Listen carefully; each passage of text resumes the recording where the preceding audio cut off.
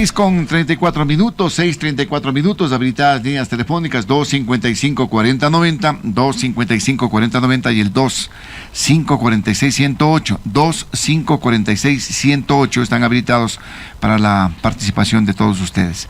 Un tema, antes de saludar con el doctor Andrés Ortega, que es el director de la carrera de veterinaria de la Universidad UTE, para hablar sobre esta consulta del Yasuní y el tema de la fauna que se va a preservar en la zona, que quería también, no quería dejar de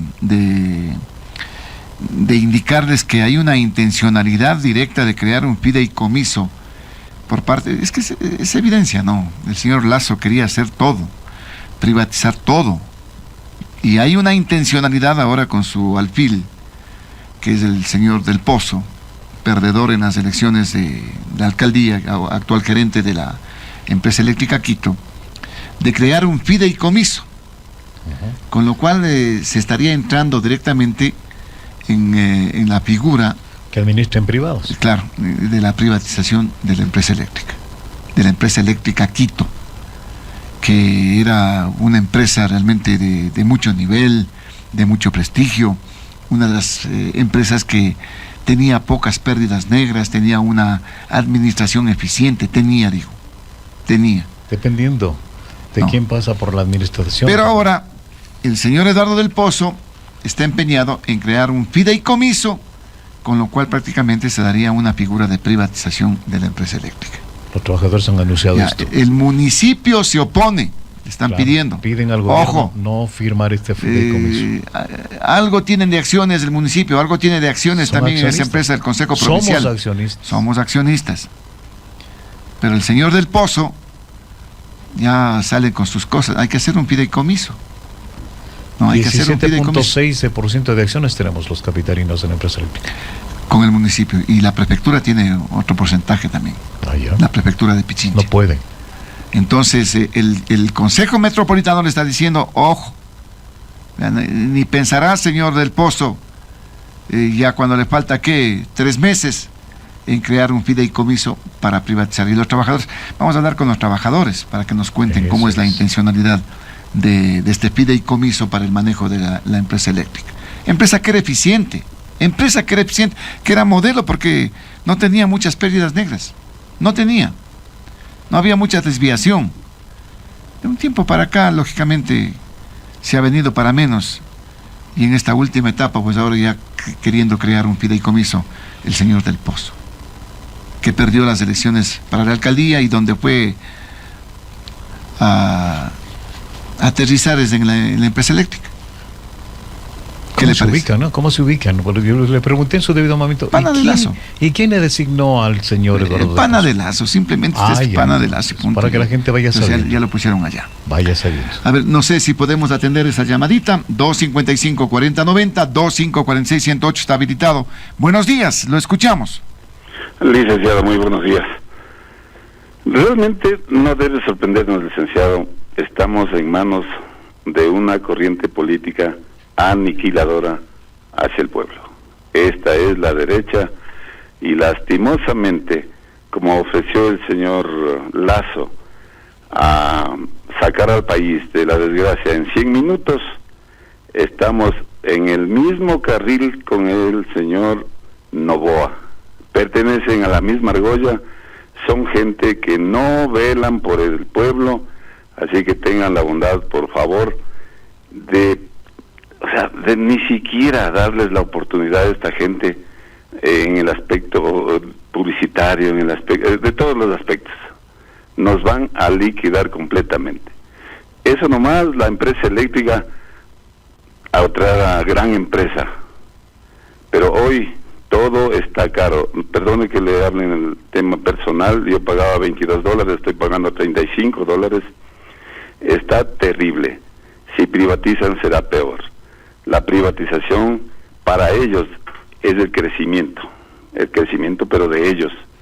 Para el pueblo, la desgracia. Muchas gracias, buen día, licenciado. Gracias también por su participación. 255-4090 y el 2546-108 siempre está habilitado. Bueno, con este dato que les queríamos entregar, estamos saludando en esta mañana con el doctor Andrés Ortega. Él es el director de la carrera de veterinaria de la UTE, de la Universidad UTE, con quien vamos a conversar sobre estos efectos que tendrá el que haya ganado el sí en la consulta del Yasuní. Hay algunas cosas que hay que señalarlas que recién se están tomando en cuenta por parte de la ciudadanía de lo que va a pasar por haber ganado el sí. Inquietudes que tiene el propio gobierno porque el no ganó en la provincia de Orellana, que tiene incidencia con estos campos, mientras tanto que en las otras provincias ganó el sí.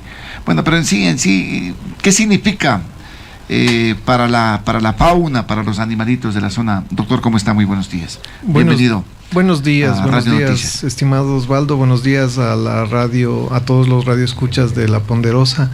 Agradecemos por este espacio. El tema es muy polémico, el tema tiene muchas aristas de donde analizar. Polémico totalmente. Desde luego el tema económico es un punto de los más álgidos, cómo defender lo uno sin lo otro, es complicado. Pero tenemos que analizar las otras perspectivas y hoy justamente, dada la invitación, quisiera que la comunidad también discuta acerca de la otra perspectiva, que es el dar la oportunidad a que el pueblo se pronuncie por una situación global, es decir, a nivel mundial. La preocupación de la comunidad está en el hecho de que el planeta ha perdido mucho de su entorno ecológico, de su biodiversidad, y el país es riquísimo en este tema de biodiversidad, es uno de los países más biodiversos. El análisis se reduce al tema de que qué es lo que prioriza el planeta, la biodiversidad, nuestro ecosistema o el tema económico. Ambiente versus economía. El ambiente versus economía. Entonces, claro, se habla de la pérdida de más de miles de millones de dólares, pero no se analiza o no se cuantifica, porque es muy complicado cuantificar la pérdida económica que se da al derribar hectáreas y hectáreas de bosque nativo propio, de la biodiversidad en cuanto a animales, y me refiero también a la flora. O sea, no solo hay bosque, también hay millones de animales nativos y muchos endémicos, especies que se destruyen y que se pierden para toda la vida. Eso no es cuantificable, es algo intangible y pues todo eso, toda esa destrucción, al no cuantificarse y solo ver la parte económica, sí desencadena o estimula un rechazo por parte de la comunidad, no solo ecuatoriana, sino mundial. Entonces es otra de las perspectivas, ¿no? Si dejar de percibir esos millones de dólares o destruir nuestros recursos naturales, que son únicos en el planeta entero. Bueno, pero la afectación, como se conocían dentro de una extensión de miles de hectáreas, era de 80 hectáreas. De lo que nos decían los técnicos es del tamaño del Parque de la Carolina. Esa era la afectación directa, digamos, dentro de la incidencia de lo que es la infraestructura que está instalada en esta zona, ¿no? Y usted hablaba de la decisión de los ciudadanos, los que estamos acá en Quito, lógicamente, pero la gente que está allá, en la provincia de Orellana, la provincia de Sucumbíos, ve otra realidad, y ahí gana el no en la consulta. Efectivamente. Que son comunidades que están directamente, que incide directamente la situación de estos campos petroleros. Eso amerita también otro análisis. Fíjese lo interesante que es que el Estado ecuatoriano, a lo largo de décadas de dependencia del petróleo, no ha podido generar otras alternativas de desarrollo comunitario, que es la dependencia precisamente del petróleo. Y para ir un poco más allá, es indispensable que el Ecuador también se monte en la camioneta del desarrollo a costa de otras alternativas económicas. Ahora, obviamente la discusión es dejar de percibir el petróleo, pero ¿qué va a pasar cuando nosotros ya no tengamos petróleo? Recién comenzar a diseñar ese momento una este es alternativa energética. No hay una transición en lo que significa el cambio de matriz energética. Exacto, el cambio de matriz energética. Hemos venido hablando permanentemente. Algún rato se va a dar porque algún rato vamos a quedarnos sin petróleo. ¿Y qué va a pasar en ese momento? Si es que desde ya teníamos que haber planificado un cambio de la matriz productiva en el Ecuador y seguimos dependiendo del petróleo. Si es que hubiésemos pensado en una alternativa desde algunas décadas atrás, quizá estas poblaciones que ahora mismo dependen de trabajar para petroleras, quizá hubieran estado más seguras económicamente hablando con otra alternativa de trabajo, ¿no? Ahora sí es cierto también, conocedores de la realidad allá, sí comentan mucha destrucción que se ha dado a partir de este tema petrolero. O sea, desde que nuestros nativos han perdido su identidad por el hecho de que estas empresas pues generan muchos vicios, muchas transacciones. Claro, hay un poco de contaminación, dice usted, sí. Afectación directamente al ecosistema. Y pérdida de identidad de esas comunidades. Bueno, pero en este caso, ¿qué tipo de especies, la fauna que tenemos allá, se va a preservar en este caso? ¿Qué nomás hay? ¿Cómo le sacamos provecho a eso, doctor? Pues nuestros bosques son riquísimos en mamíferos, reptiles, aves, insectos, moluscos y otra infinidad, ¿no? Es increíble la cantidad de mamíferos, por ejemplo, de primates, osos, felinos como jaguares, tigrillos, tapires. Todos esos animales simplemente están o muriendo por perder hábitat, o porque estas comunidades precisamente comienzan a desconocer la normativa. Para ellos, los colonos simplemente crean una demanda por este tipo de consumo de animales y se generan otros tipos de comercio, es decir, la cacería, la tenencia, pero el comercio, ¿no? el consumo. Pero es justamente estas empresas, en este ámbito de la conservación de fauna se escucha todos los días y somos testigos todos los días de la cacería ilegal e incontrolada por parte precisamente de los colonos que trabajan para empresas mineras o empresas petroleras. Ahora mismo con el tema de las empresas, me voy a pasar a otro tipo el tema minero. El personal contratado de otros países simplemente hacían un consumo indiscriminado de especies porque ellos en sus países consumen de todo, pero al venir acá se encuentran con una selva maravillosa llena de flora y fauna, y lo que hicieron es de estimular a que las comunidades simplemente consigan esos elementos, esos animales, esas plantas, y se hacía un consumo discriminado y no había el ente de control que justo regule ese tipo de ilegalidades, ¿no? Entonces sí es un tema complicado de analizar desde el punto de vista legal e incluso moral, ambiental, ecológico, más allá de lo solo económico. ¿Sí me hago entender? Sí. Lo importante, ya se tomó una decisión, pero como usted dice, no, recién empezamos a tomar, digamos, a hacer este análisis. ¿Qué pesa más? O sea, los recursos que podemos obtener los ecuatorianos, bueno, a pesar que nunca va a llegar a los ecuatorianos, digamos, esos son recursos que por venta de petróleo, pero la conservación del ecosistema, de este sitio que es altamente biodiverso. Entonces, ahí está el debate, doctor. Pero ¿a la ciudadanía le interesará la pregunta? Pues en la votación se demuestra que sí le ha interesado, ¿no? Es muy importante también hacer el resalte que esta iniciativa inicia en movimientos sociales, y es importante que el esfuerzo de estos movimientos sociales ha llevado por primera vez a un tema de consulta popular, y que en la consulta popular, como ustedes bien decían, la gran mayoría del Ecuador sí votó a favor de los recursos naturales. Otro punto de análisis. No estaba a destiempo porque esto se presentó hace años atrás. Así cuando era otra realidad. De hecho, ha pasado, si no me equivoco en las cifras, como 10 años, claro, de la primera propuesta de esto, ¿cierto?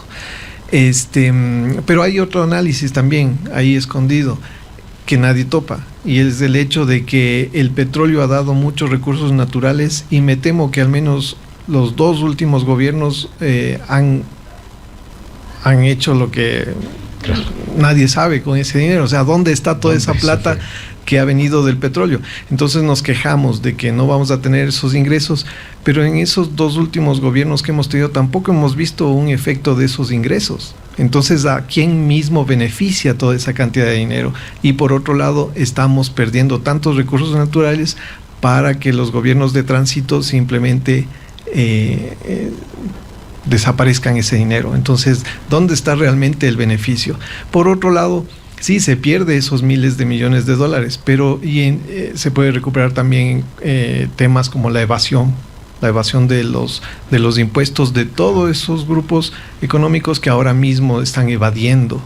Si se recuperase todo ese dinero de evasión, ¿quién quita que la dependencia a la destrucción de los recursos naturales no sea tan importante para el país? Sí, doctor, como usted lo dice, y esto fue, digamos, uno de los temas que plantearon también, quienes defendían la propuesta que gana el sí, digamos, porque hay, bueno, evasión tributaria que va por los 4,000 millones de dólares. Entonces, por ahí, digamos, se podría suplir. Aquí lo importante, digamos, es que ya tratar este tema para que la ciudadanía vaya creando, ¿no?, este análisis de qué nos conviene.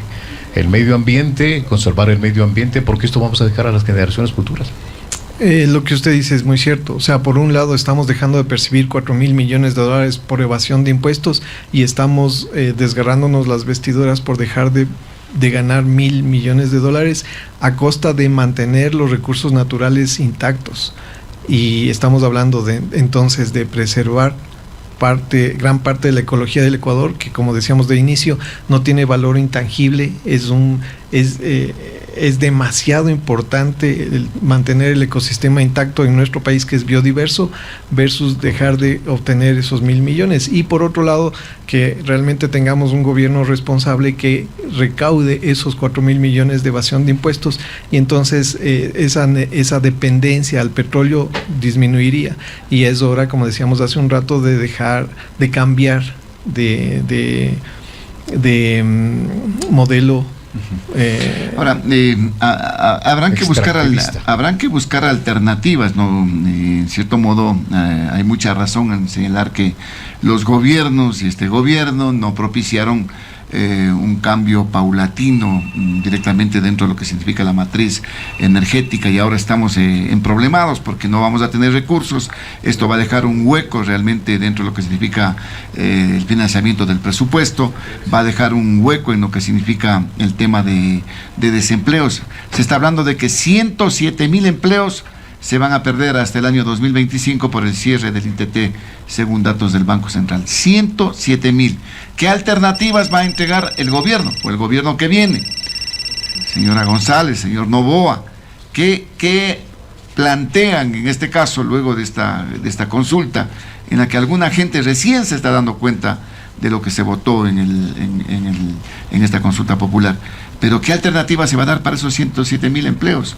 Para las propias comunidades que están internas, doctor Ortega, allí, que tenían otro tipo, tenían empleo por lo menos, o tenían algún tipo de desarrollo y de asistencia, que lamentablemente el Estado no lo ha hecho en esta zona. Hay una inquietud en el 255-4090, 255-4090, y el 2546-108 está habilitado. Buenos días, lo escuchamos. Buenos días, señor Borracho y al invitado. Yo quiero comentar, está difícil lo del cobro de los impuestos. Ustedes mencionan aproximadamente 4,000 millones de dólares se tiene que cobrar o se valen los impuestos. Y vamos a continuar así, porque el propio candidato que pasó a la segunda vuelta ha sido evasor de impuestos con 80 millones de dólares. O sea, ¿qué futuro espera a los que no pagan impuestos? Principalmente las personas que tienen empresas que evaden impuestos, no pagan a sus trabajadores lo que les maltrata y todo eso.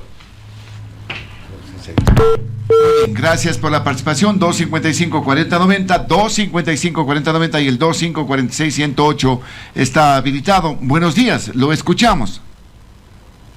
Muy buenos días a todos los radioescuchas.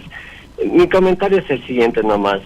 Hace mucho tiempo se planteó el cambio de la matriz productiva, que no se lo hizo, se hizo centrales hidroeléctricas donde íbamos a vender energía y tener un menor costo de energía para la industria.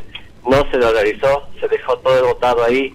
No hay una visión a futuro. Cada gobierno que entra viene con otras ideas. Si había algo que hacer o corregir de alguna idea anterior, no lo hacen, no quieren hacerlo. No hay una industrialización del agro, no hay inversión en el agro, entonces no nos hemos preparado para algo así. Lamentablemente no lo hemos preparado. Las provincias que dependían de los ingresos por la extracción de petróleo se quedan ahí, sin nada. Mucha gente parada, mucha maquinaria ahí, botada. ¿Qué se va a hacer con eso? Eso nomás. Exactamente, esas son las inquietudes que existen, ¿no? En este caso, por lo que estamos haciendo este análisis. Lógicamente que hay que pensar en estos temas que se generan en el mundo, el cambio climático, el calentamiento global. Ahora ya no solamente calentamiento global, sino la ebullición que se manifiesta, estamos teniendo. Hay temperaturas altas, hay inundaciones, es decir, estamos viviendo una situación bien complicada, precisamente por este tema de afectación directa a lo que significa el medio ambiente, a lo que significa la naturaleza. Pero, ¿cuánto se aporta con el tema del Yasuní, doctor? Pues hace algún tiempo atrás yo tuve la oportunidad de ir a una empresa, a una empresa minera de extracción en el sur del país, y un poco el argumento era ese, ¿no? Solo iban a ser como 200 o 400 hectáreas, pero cuando yo conocí esa situación, realmente era una pena desgarradora ver que todo ese bosque virgen había sido desbrozado y lejos de ver esa magnificencia verde, simplemente se veían terrenos y terrenos pelados en tierra, ¿cierto? Y lo que usted dice es muy cierto. Estamos ahora mismo reclamando del cambio climático, del exceso de calor, del exceso de lluvia, de inundaciones. Todo eso va derivado a un daño ecológico. Y a eso me refería de inicio. Es un valor intangible que nosotros no vemos. Cada vez que dañamos el ecosistema, estamos directamente afectando a todo el planeta y a nuestra comunidad, y al ecosistema, y a los animales, y a la flora. Todo ese valor es intangible, no podemos percibirlo, pero lo seguimos haciendo. Entonces ya era hora de hace décadas atrás de darle un alto y cambiar la matriz productiva a otras actividades económicas, por ejemplo el ecoturismo, también la venta de energía, también el tema del cambiar también la dependencia del gas, el cambiar la dependencia al combustible por energías más limpias, ¿no? Lo que decía acá el oyente, tenemos hidroeléctricas, pero vea que le vamos a tener que comprar energía eléctrica ya mismo a Colombia. Imagínese. Tenemos estos inconvenientes. ¿Por qué no se ha dado seguimiento? Porque no ha habido políticas, lamentablemente, una política de lo que estamos buscando cambio de la matriz energética que en su momento se planteó y que lamentablemente no se lo ha hecho. Hay una inquietud en el 255-4090, 2546-108 está habilitado. Buenos días, lo escuchamos. Muchísimas gracias, Osvaldo. Un poquito atrasado para intervenir, pero siempre estamos ahí. Saludo cordial a todos los ecuatorianos. Buenos días, a los Carlos. Pequeños y al señor entrevistado, con el cual totalmente de acuerdo en sus criterios, respetándolos desde luego. Mi estimado señor entrevistado, aquí el Ecuador necesita caminar este minuto con cualquier presidente que gane. Caminar. Los pajaritos seguirán volando, los pajaritos seguirán viviendo. Pero mi estimado señor entrevistado, por Dios, ¿cómo puede usted confundir a la gente con semejante criterio de que es más importante dejar el petróleo? El vecino Perú sigue sacando el petróleo, nosotros tenemos que dejarlo. Además, en la consulta hubo una confusión, las preguntas eran que confundían para contestar sí o no, eran muy confusas. La pregunta como tal. Eso confundió a la gente, no es que ganó realmente por un pensamiento real. Entonces aquí el pajarito vive, pero tienen que desarmar todo lo que armaron ahí para poder sacar el petróleo, que cuesta como 500, 600 millones, etcétera. Se quedan mucha gente sin trabajo, y el Ecuador tiene que caminar con lo que tenemos ahora, mi señor entrevistado. Es rápido, tenemos que sobrevivir, si no nos vendrán muchos impuestos. Muchísimas gracias, Osvaldo. Gracias, Carlos, muy amable también por la participación. El criterio de nuestro compañero periodista Carlos Benítez. Me dicen, buenos días, licenciado, lo que se viene, la caza furtiva, la tala indiscriminada de árboles, la consulta debió ser focalizada, así como aquí en el Chocó Andino, como indica el artículo 57 de la Constitución de la República. Un saludo fraterno, dicen en este caso. Vean las reacciones que existen al respecto, doctor Ortega. Y todas las reacciones son respetables, cada uno tiene sus argumentos. Lo que veníamos a expresar definitivamente es una de las perspectivas, de las tantas perspectivas, y como decíamos también, esto va a generar muchísimo debate al respecto. El amigo que le mandó el mensaje habla de la Constitución. Debemos partir de que la naturaleza ahora mismo tiene también derechos a la libertad, derechos a mantenerse intangibles también. Nuestras comunidades tienen derechos a mantenerse también de la manera intangible. Lo que decíamos hace un rato es que ya es hora que dejemos de depender únicamente del petróleo y pasemos a otros mecanismos de producción, a otros mecanismos de consumo de energías, para que nosotros optimicemos los ingresos del país. Y lo que decíamos hace un momento, por ejemplo, hay mucha evasión de impuestos, y esos impuestos bien pueden ser un ingreso importante para el país, 4 veces más que lo que resulta el ingreso del petróleo.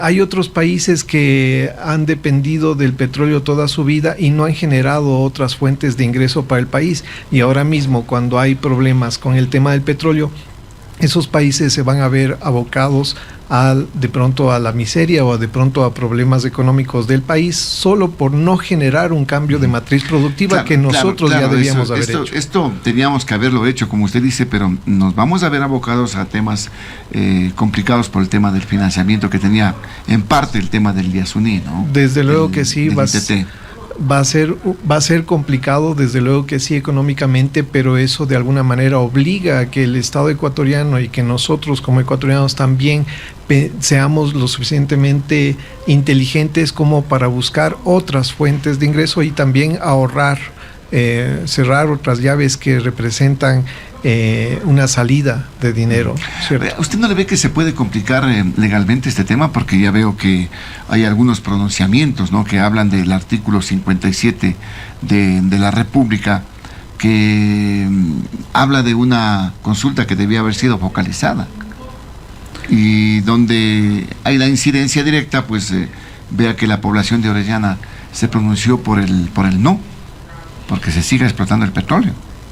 Puede ser cierto, pero ahí únicamente estarían consultando a las personas que viven en ese sector, siendo que nosotros somos ecuatorianos y que todo el país debe pronunciarse sobre los recursos naturales de todo el país. Claro, pero el artículo 57 de la Constitución dice que tiene que ser focalizada. Bueno, en todo caso, ya es un tema que tendrá que venir en el análisis jurídico, ¿no? De lo que se está manifestando. Se está indicando que se tienen que impugnar los resultados electorales en la consulta de la explotación del ITT, porque la Corte Constitucional violó el artículo 57.7 de la Constitución de la República al realizar una consulta nacional, cuando la Constitución ordena una consulta focalizada. La provincia de Orellana se pronunció porque se siga explotando el ITT con una votación del 57.82%.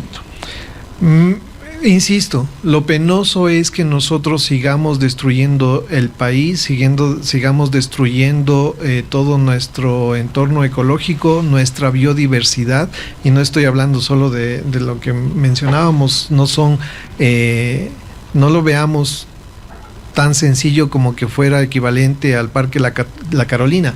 Son millones de especies de flora y millones de especies de fauna las que se pierden en una explotación petrolera y explotación minera.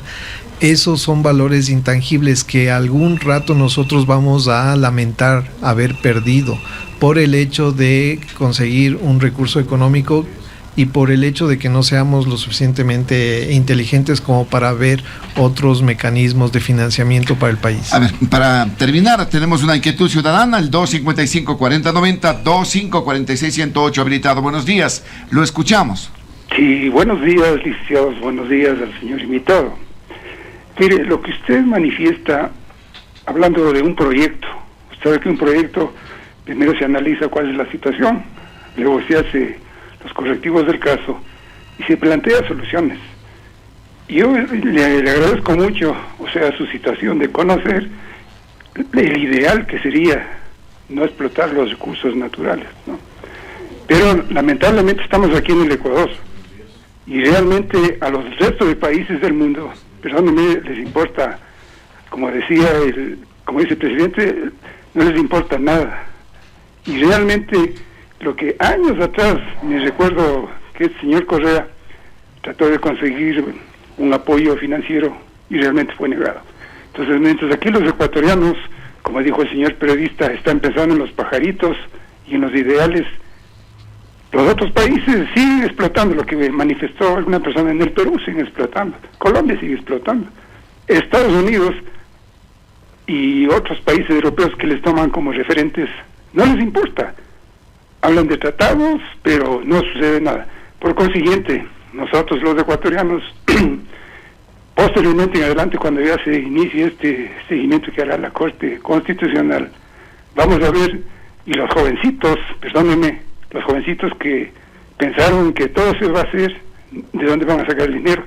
Yo le entiendo a usted que dirá, hay que cambiar las economías, pensar, pero eso hay que hacer un proyecto, decir, vamos a reemplazar esto con esto otro, pero no hay, y no es que el gobierno tiene que solucionar, no, eso hay que pensarlo muy bien. Muchas gracias. A usted, gracias por la participación. 255-4090, 2546-108 siempre están habilitados.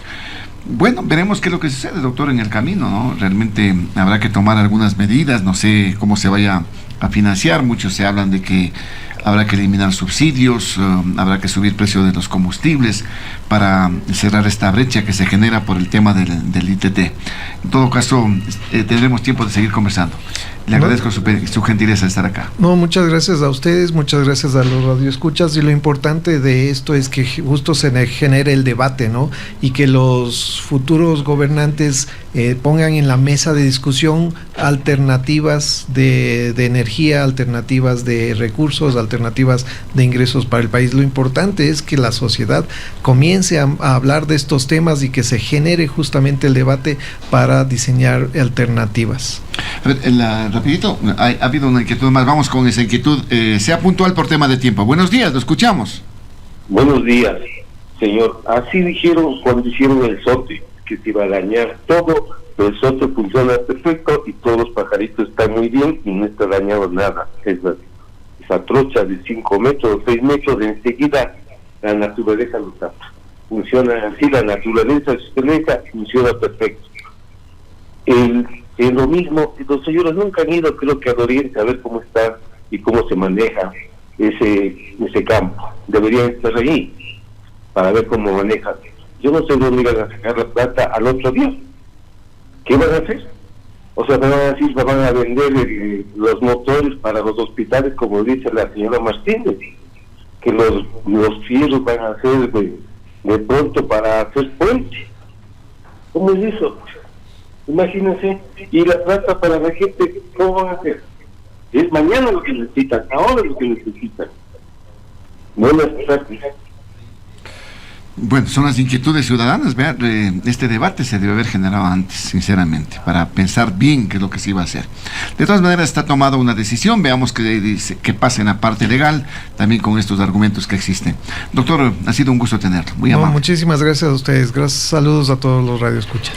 El doctor Andrés Ortega, el decano de la Facultad de Medicina Veterinaria de la Universidad UTE, aquí a través de Radio Noticias La Poderosa. Un pequeño paréntesis y ya volvemos con nuestro siguiente invitado.